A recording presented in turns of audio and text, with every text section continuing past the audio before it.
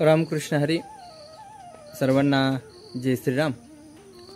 गेल्या 2 ते 3 दिवसापूर्वी जे काही कृत्य शनिवार वाड्यामध्ये घडलं आणि जिथं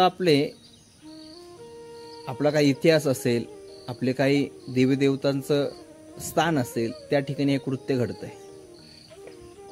काही ठिकाणी गोमांस फेकल्या गेलं आणि तरी सुद्धा आम्ही शांत आहेत बाबा. आम्ही कोणालाच बोलायला तयार नाही. अरे विचार करा की जिथं जिथं आपले धर्म आहे, आपल्या धर्माचे देवी देवता आहे, तिथं तिथं यांच्या कबरी आहे, काही दर्गे आहे.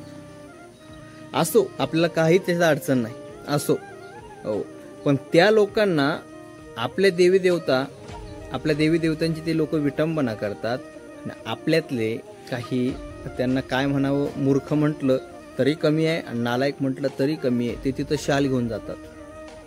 म्हणजे ते आपले विटंबना करतात आणि आपले तिथं आहे. ते त्यांच्या एका देवाला सोडून ते मानत नाही आणि आपले त्यांचे सुद्धा मानतात. अरे जिथं आपले धर्मस्थळ आहे तिथं ते लोकांनी स्वतः अतिक्रमण केलं, काही पुरावा नसताना.